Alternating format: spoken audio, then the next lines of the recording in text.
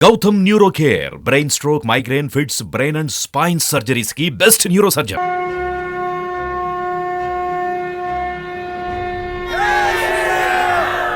కేశవ పరాశరన్ ఇతను ఎవరో తెలుసా? స్వయంగా శ్రీరామచంద్రుల వారి న్యాయవాది. అయోధ్యలో తన జన్మస్థలం కోసం పోరాటం చేసిన శ్రీరాముల వారు ఎంచుకున్న న్యాయవాది. ఎందుకంటే తాను పుట్టిన స్థలం కోసం, తాను ఏలిన రాజ్యంలో 500 ఏళ్ల పోరాటం చేశారు శ్రీరాములు. ఎందుకంటే తాను పుట్టిన స్థలం కోసం, తాను ఏలిన రాజ్యంలో 500 ఏళ్ల పోరాటం చేశాడు శ్రీరాముడు. ఆ రాముడి తరపున కోర్టులో కేసును వాదించి జయించారు కేశవ పరాశరన్. అయోధ్యలోనే రాముడు జన్మించాడని ప్రపంచంలో ఉన్న హిందువులంతా నమ్ముతారు. అలాంటి రామ జన్మభూమిని 1528లో నిర్మించిన బాబ్రీ మసీదు వివాదాస్పదంగా మార్చింది. ఆ స్థలం కోసం అనేక యుద్ధాలు, ఘర్షణలు జరిగాయి. చరిత్రలో ఏ కేసు లేనంత జటిలంగా మారిన ఈ కేసును రాముల వారి తరపున వాదించడానికి ముందుకొచ్చారు పద్మ విభూషణ్ లాయర్ కేశవ పరాశరన్. న్యాయవాద వృత్తి నుంచి 85 ఏళ్ల వయసులో విరమణ తీసుకున్న కేశవ మళ్లీ రాముల వారి కోసం 96 ఏళ్ల వయసులో నల్లకోటు ధరించి సుప్రీంకోర్టు మెట్లెక్కారు. చివరకు నవంబర్ 9, 2019లో సుప్రీంకోర్టులో రాములోరిని గెలిపించారు. భారత చరిత్రలో మిగిలిపోయిన అయోధ్య ఘట్టానికి సయోధ్య పూరతి పరిష్కారం చూపించిన న్యాయవాది కేశవ పరాశరన్. కేశవ పరాశరన్ మామూలు వ్యక్తి కాదు. శ్రీరాముడి పైన అత్యంత భక్తి కలిగిన వ్యక్తి. అందుకే 96 ఏళ్ల వయసులో కూడా ఈ కేసును ఎంతో భక్తి శ్రద్ధలతో వాదించారు. అంతేకాదు, ₹1 కూడా ఫీజు తీసుకోకుండా ఈ కేసును జయించారు కేశవ పరాశరన్. 2008లో రామ జన్మభూమి ట్రస్ట్ కేశవ పరాశరన్ ను ఆశ్రయించింది. వాల్మీకి రామాయణ శ్లోకాలను రోజు పఠించే శ్రీరామ భక్తుడైన పరాశరన్ రామ జన్మభూమి ట్రస్ట్ విజ్ఞప్తిని తిరస్కరించలేకపోయారు. 5 శతాబ్దాల చరిత్ర ఉన్న ఈ కేసుకు ముగింపు పలికిన పరాశరన్ సుప్రీంకోర్టులో అలుపెరగని పోరాటం చేశారు.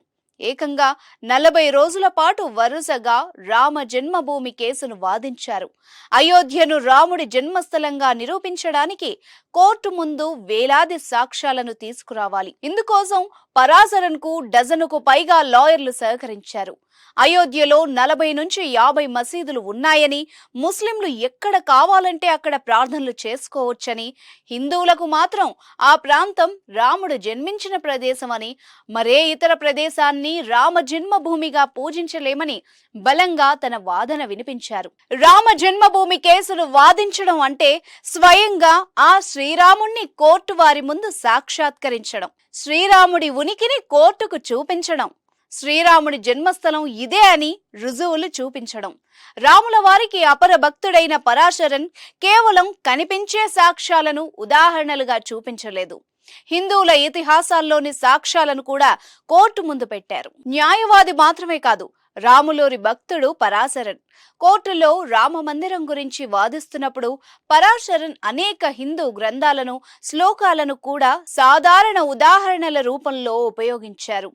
రాముడు పుట్టిన స్థలం ఇదే అని చెప్పడానికి ఇతిహాసాల్లోని సాక్ష్యాలను కూడా కోర్టు ముందుకు తీసుకొచ్చారు. అద్భుతమైన ఫోటోగ్రాఫిక్ జ్ఞాపక శక్తి ఉన్న పరాశరన్ ఏ పుస్తకం సాయం లేకుండా చరిత్ర, మత గ్రంథాలు, సాంస్కృతిక పుస్తకాలను సులభంగా ప్రస్తావించేవారు.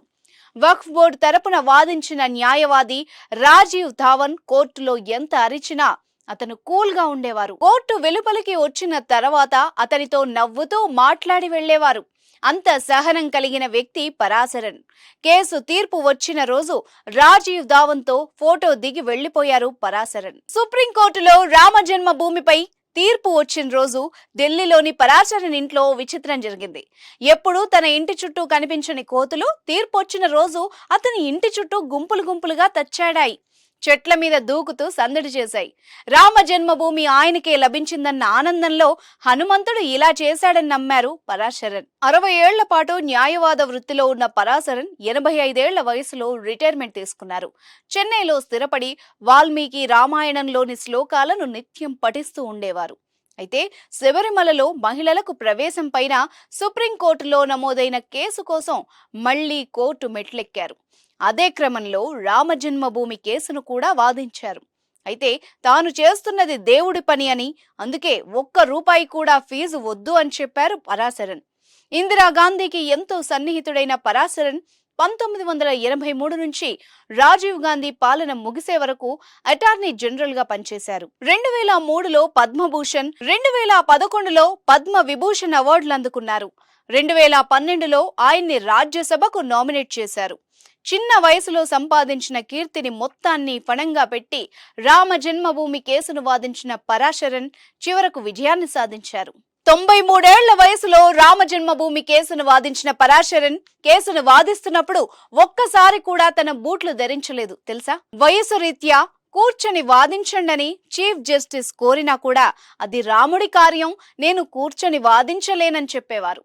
అంత భక్తి శ్రద్ధలతో రామ జన్మభూమి కేసును వాదించారు కనుకే విజయం సాధించానని చెబుతారు పరాశరన్.